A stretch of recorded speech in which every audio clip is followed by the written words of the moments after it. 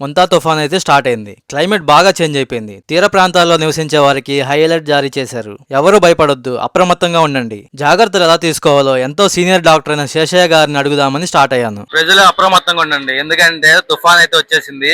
So మనం ఏమేం జాగ్రత్తలు తీసుకోవాలి ఇవన్నీ శేషయ్య గారిని అడిగి తెలుసుకుందాం. Hi sir, Guntur times channel నుంచి. సో వర్షాలు, తుఫాన్లు వీటి వల్ల చాలా మంది ప్రజలు ఇబ్బంది పడుతూ ఉన్నారు. వాళ్ళ గురించి మీరు ఏమైనా చెప్పాలనుకుంటే చెప్పండి. ప్రస్తుతం రాష్ట్రంలో ముందా తుఫాన్తో ప్రజలంతా చాలా ఆందోళన చెందుతున్నారు. ప్రభుత్వం కూడా ముందు జాగ్రత్త చర్యలుగా చాలా అప్రమత్తంగా ఉంది. ప్రతి దగ్గర, ప్రతి కలెక్టర్ ఆఫీసులోనూ, ప్రతి ప్రభుత్వ ఆఫీసుల్లో టోల్ 4 నంబర్లు ఇచ్చున్నారు.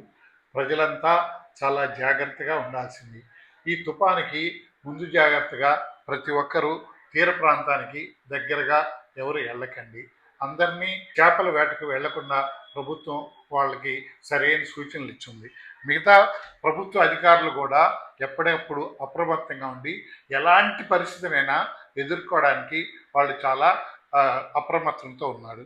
ప్రజలు కూడా అవసరమైన ఆహారం, తర్వాత నీళ్లు, తర్వాత మిగతా టార్చ్ లైట్లు ఇవన్నీ జాగ్రత్తగా ఉండి లోతట్టు ప్రాంతాల్లో ఉన్న ప్రజలందరినీ వాళ్ళని పునరావాస కేంద్రాలకి తరలించారు.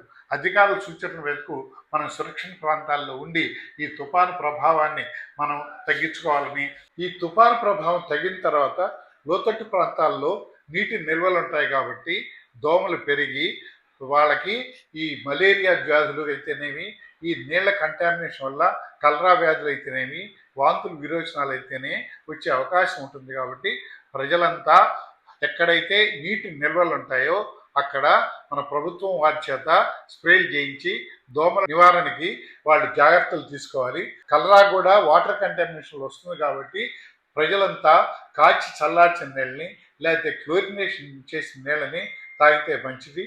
తర్వాత చలికాలంలో బయటకు వెళ్లకుండా జాగ్రత్తగా ఉండాలని ప్రజలందరికీ విజ్ఞప్తి చేస్తున్నాను. ఇలాంటి మంచి మంచి యూజ్ఫుల్ వీడియోస్ కోసం మన గుంటూరు టైమ్స్ ఛానల్ని ఫాలో చేయండి.